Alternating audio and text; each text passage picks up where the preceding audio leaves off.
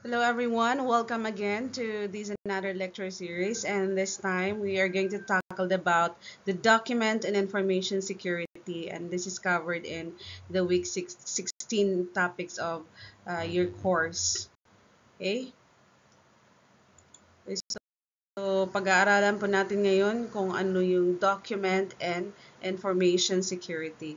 So this involves the protection of documents and classified data from loss, access from unauthorized persons, damage, theft, and compromise through disclosure. No? Ibig pong sabihin, this is protecting important documents and the data for being lost, no, o kaya other person can gain access to it, no, kahit na hindi naman yun right person or authority na supposedly maghahawak ng nasabi pong dokumento, or it may be exposed without permissions, no. If ever mangyaring ma-disclose yung dokumento or yung document or information, it may, no, pwede, no, it may cost the government business, it could be business or industries, no, it cost them billion of pesos, no, if ever that specific document will be disclosed, no. Kunyari merong mga rival kung kumbaga sa company, no, kung ganun.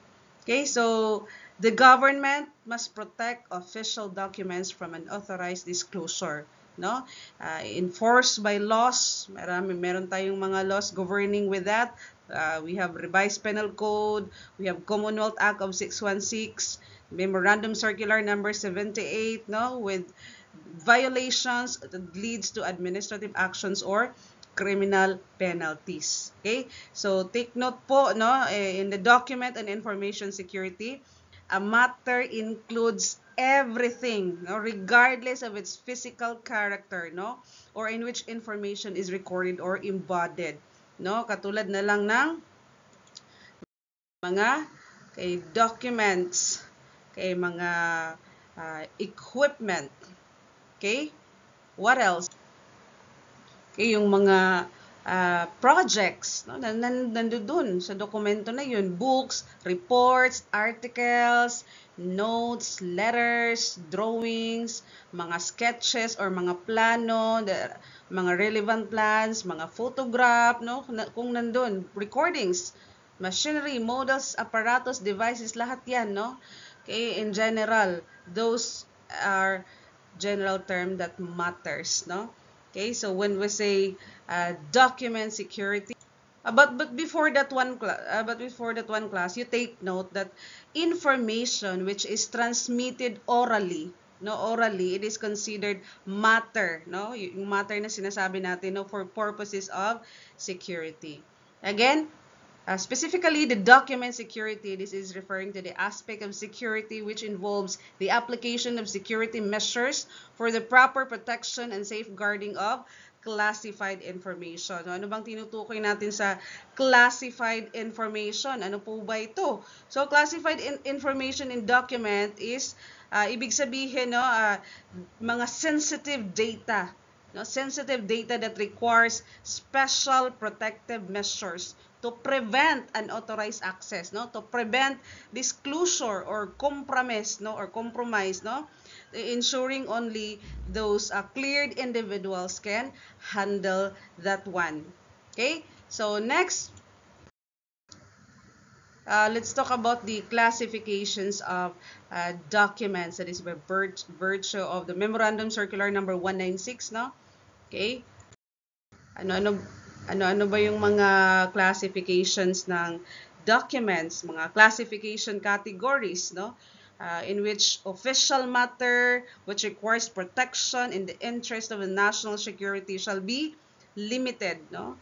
Meron tayong 4 categories of classification. So isa na yan dyan yung top secret, no? In which in descending order of importance shall carry any designations.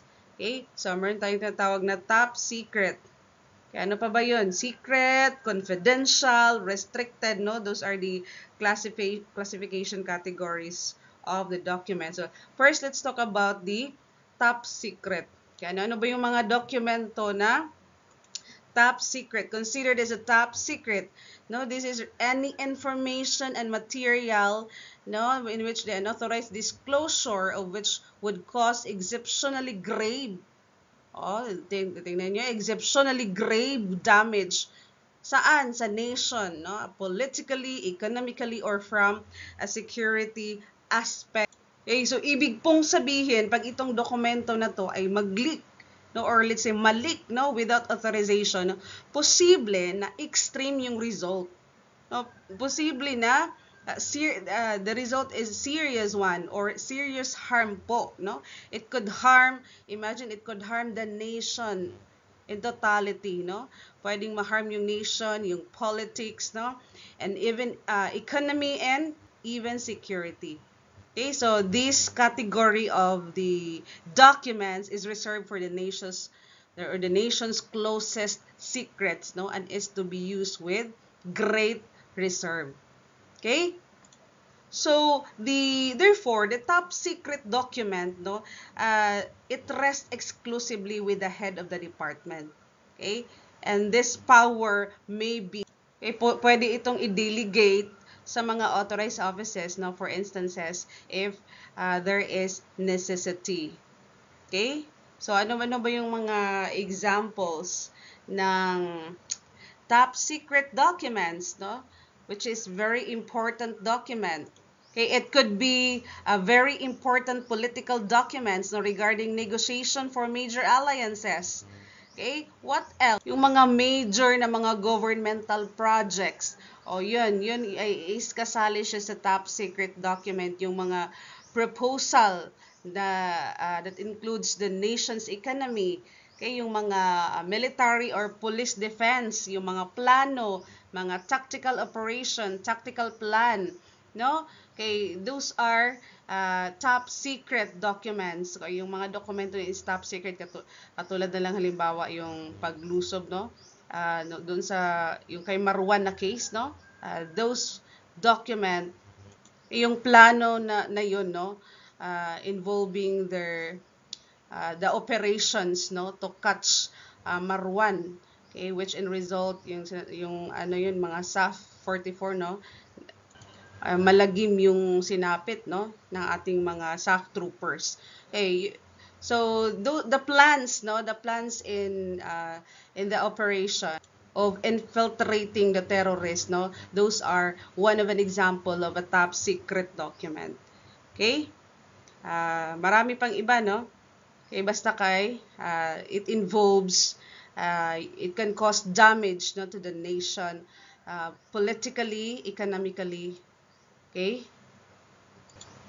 O ano naman yung secret? What are the secret documents?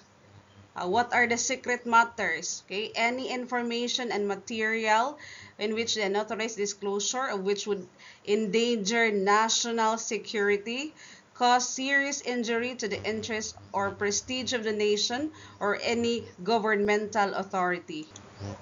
O kaya or it could be, or it would be great advantage, it would bring great advantage to foreign nation if ever it will be disclosed, no? O ano pa ba mga halimbawa, no, war plans or complete plans, no, for future war operations, no, dito yan, no, secret document, it falls into secret.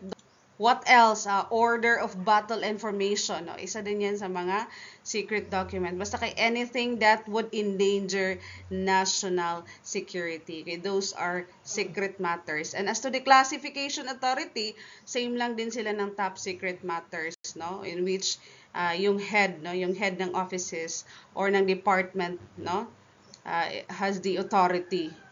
Okay? So next, okay, next category is the confidential. Okay, the confidential matters. So, ano ba yung confidential matters? Okay, these are any information and materials in which the unauthorized disclosure which would be prejudicial to the interest or prestige of the nation or governmental activity or would cause, this one, administrative naman. Okay? It would cost, kung kanina, the Okay, kung yung secret matters, no, it could cause the foreign nation an advantage, no, or it could endanger the national security. This confidential naman is it could cause administrative embarrassment or unwarranted injury. Alright? And as to the classification authority, so any officer is authorized to assign the confidential classification to any matter, no, in the performance of his duties. Okay, ano na ba yung mga halimbawa ng mga confidential documents? Okay, mga projects, no, plans of the government projects, yung paggawa ng mga roads, bridges, yung mga plano dyan, mga building, no, that falls into the confidential category of the documents. Okay, mga certain personal records, mga staff matters, so it falls into the confidential nature. Okay, the other one is the restricted documents. Okay, so these are any information and material which requires special protection other than those determined above, or yung mga mention natin kanina na itong tatlo, no? Okay, so aside from that, the restricted documents is a document that requires special protection. Okay, as to who has the authority to classify, same lang din doon sa confidential matter, no? And then reproduction is authorized. The transmission shall be through the normal dissemination system. Right? So now let's proceed to the control of classified matters. Okay. So, custody and accounting of classified matters. Okay, heads of the departments handling classified matters shall issue orders designating the respective custodian of classified matter. Okay, the custodian shall. Anong gagawin ng custodian? Okay, the one who take care, no, the documents, the one who handle care with the documents. Okay, you take note with this one, no? Anong gagawin niya? Store all classified matter, maintain a registry of classified matter, showing all classified matter received and to whom transmitted. O, kanino transmit? Okay, na may lagyan. Maintain current roster of persons authorized access to classified matter for each classification in the office.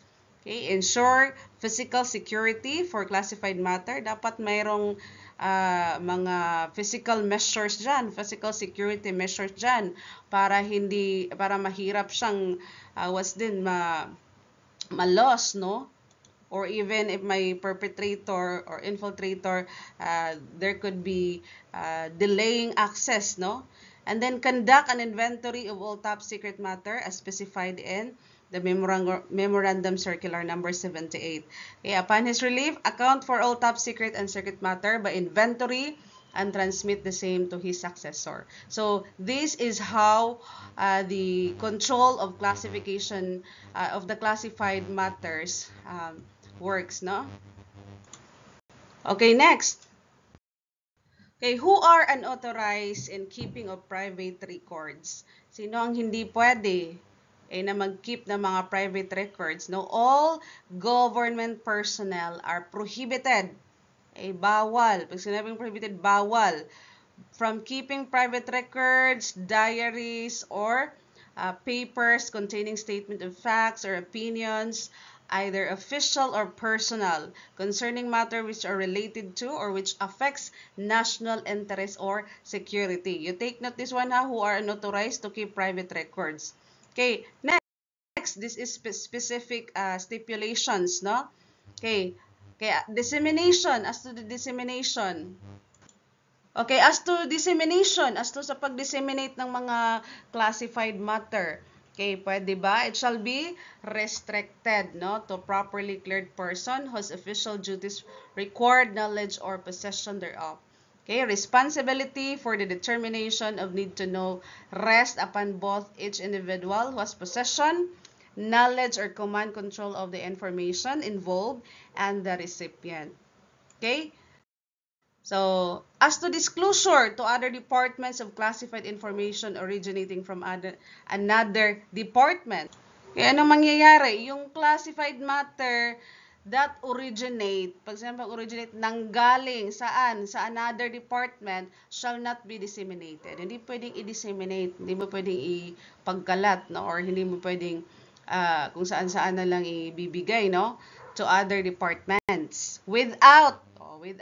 So, pag sinabing without, kailangan talaga may consent. No? Without the consent of the originating department. Okay? So, as to the release of classified matter outside a department, baka lagi tayong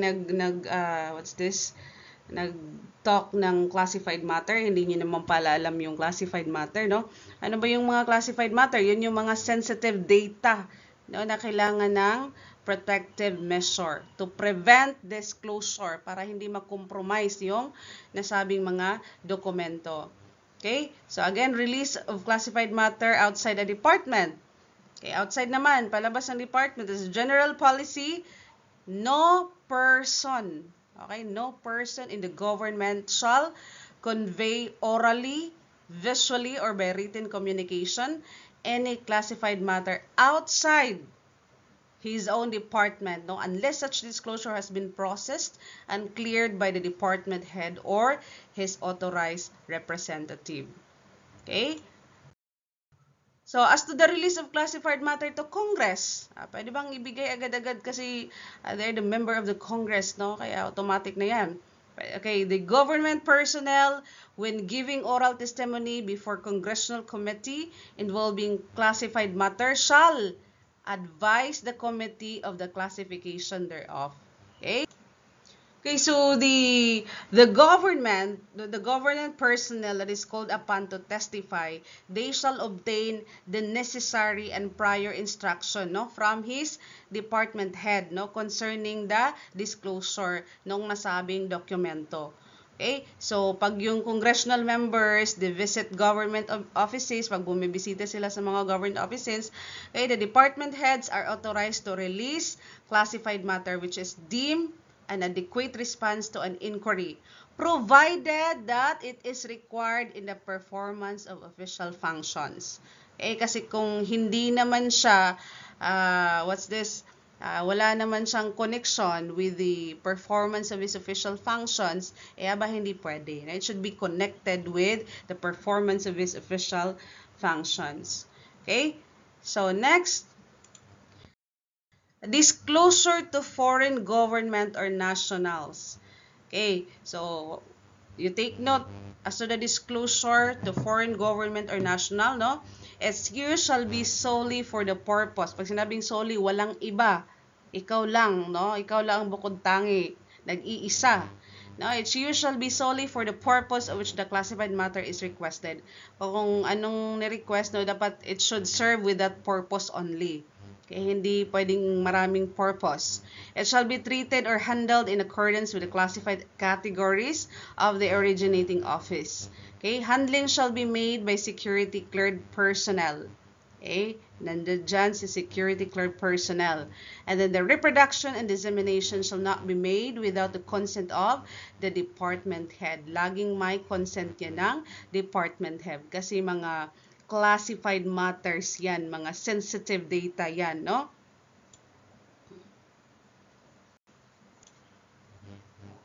Okay, so next. Disclosure of classified matter for publication. For publication naman, classified matter shall be released for public consumption only. Laging may consent upon the consent of the department head or his authorized representative. Okay? So, what is the purpose? What is the purpose of protecting these classified materials? Bakit? Okay, to deter and impede potential spy. Okay, to stop, no, to assist in security investigations by keeping accurate records of the movements of classified materials and to enforce the use of need-to-know principle. Okay? Okay, lastly, kasama din ito sa week 17, no, that is included in your outcome learning plan. Okay, outcome-based teaching learning plan. Nandun din si types of documents. Okay, this is the last topic, no? In which, what are the classes of document? We have class 1. Okay, okay, if it is a class 1, so mga vital document or important, very important documents. Now, ito yung klase ng mga dokumento that is irreplaceable records. Pag sinabing irreplaceable, hindi napapalitan, no? Okay, so reproduction of which does not have the same value as the original. Iba pa rin yung original. Walang katulad, no? If ever it will be reproduced, the value is not the same, no? Parang best evidence rule. Okay? Class 2, important document. So this is less than the vital. Okay? This is a record, reproduction of which caused considerable expense and labor or considerable delay. Okay, and then the class 3, this is useful document. This is by level, no? This is a record in which the loss of which may cause inconvenience but could be readily replaced. Ito yung napapalitan. Yung vital, this is irreplaceable, no? Okay, the useful, it could be readily replaced and may not present insurmountable obstacle. Okay? And the last is the class 4. Ito yung non-essential, hindi naman gaanong kailangan ng mga document. Okay, so this record may include daily files, routine in nature, in which loss of which will not affect the organization. So if ever mawala man itong dokumento na to, it will not affect the organization at all, no? As a whole. Okay? Alright, so those are those of the week 17. This is a short topic of the week 17 schedule, no? Okay, thank you so much, everyone. Thank you for giving your time to listen to the short discussion.